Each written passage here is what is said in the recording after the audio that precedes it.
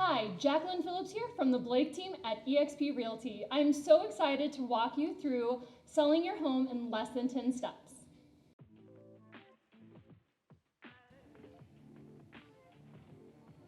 Step one is going to be a little bit of information gathering. On this phone call, we'll get all the information about your house. If you've made any major repairs, including roof, electrical system, or maybe plumbing, HVAC, this is when we'd like to know that.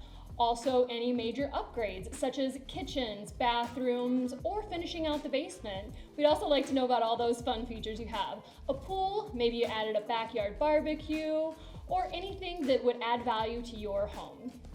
Step number 2, research comparable homes. At this time, we'll take all the information that you've given us about your house, and we'll look at homes that have sold in your neighborhood or about a half a mile out. We try to keep it back to 6 months, and we only use homes that are just like yours, just like an appraiser will. We look at homes that have similar condition, the same number of bedrooms usually, and are similar in square footage and style. We don't try to use the brick with the vinyl, we try to use a brick with a brick. Step number 3, we're going to be coming to your home for the actual listing appointment. This will be the time that we discuss the comparable market analysis with all the comparable homes that sold and help you determine a fair price. Remember, you pick the price and you pick the buyer. We're going to discuss our home marketing strategy as well as all of the listing documents and what happens with the home selling process so you'll always know what comes next. Step 4, marketing your house to find the right buyer. In the past, it was really important that we had the perfect flowers out for curb appeal. That still matters, but now internet is the new curb appeal. And the way that we put your house's best foot forward is by hiring a professional photographer. That way, whenever the buyer drives up to your driveway, they're already in love with your home. The internet helps us maximize the exposure for your home in several ways. On top of listing it in the MLS so that other realtors can share it with their clients, we also use our Facebook, Instagram, and so many different Google AdWords so that we can put it out to as many people as possible and try to drive as much traffic into your home. So the science of sales has shown us that most people start looking on Monday and Tuesday and setting their plans for the weekend. We like to list our home as a coming soon either on Monday or Tuesday and open up to showings on Thursday. We would have live showings on Thursday, Friday, Saturday, and Sunday. We also do open houses on Saturday and Sunday. If we priced your home fairly, the goal is to have multiple offers to review with you on Monday. If after a week we still don't have any offers in hand, we'd like to sit down and review a market analysis so we can figure out what the best strategy is to get your home sold. Step 5, review offer.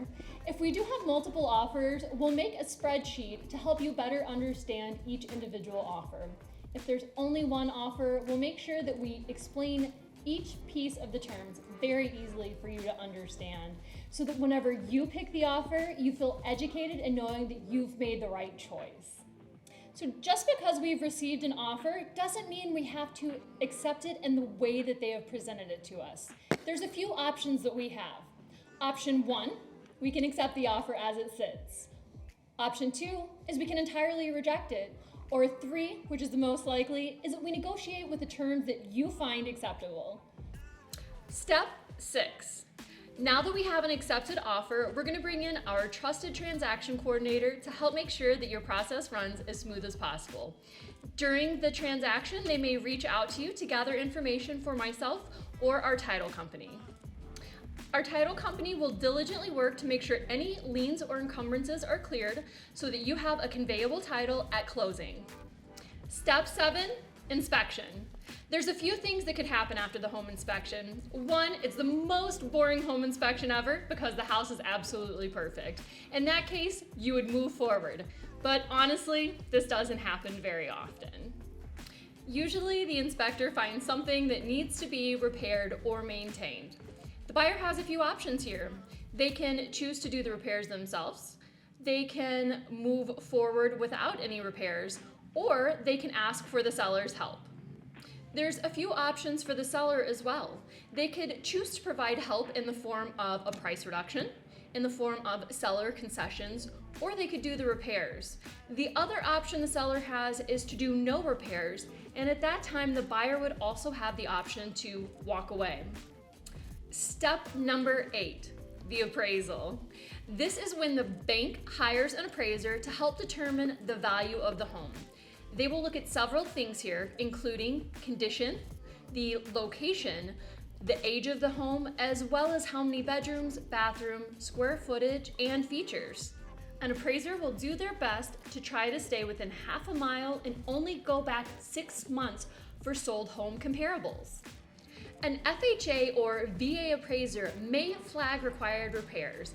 Our FHA or VA addendum has already outlined who's responsible for the first monetary amount of repairs. If the repairs exceed that value, then we come back to the table and negotiate again. If the appraisal comes back at our purchase price or higher, great, we just move forward. If the appraisal value comes in lower than the purchase price, we have to negotiate a little bit. There's a few things that could happen.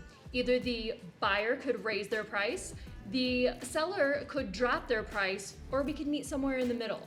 The other option is that we can't come to a negotiation on the price. In that case, the contract is terminated. Step 9, the one you've been waiting for, it's closing day. We've provided all of the documents that our title company has asked for, and so has the buyer for their underwriter. Now we have our official clear to close. Once we receive our clear to close, we have to wait 3 days before we can actually sit down at the closing table to make sure that we comply with federally mandated Consumer Protection Act guidelines. A final walkthrough is done by the buyer within 24 hours of closing. This is so that they can make sure that any required repairs were completed. This is also a really great time to leave out any receipts or paid invoices. Your agent will review all of your closing documents prior to closing to ensure accuracy. It's finally closing day, so we get to meet at the title company, sign your documents, and turn over the keys. We'll remind you to call the utility companies to have everything transferred from the parking lot.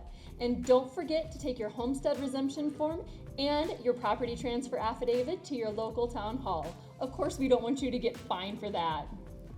Congratulations, you sold your home.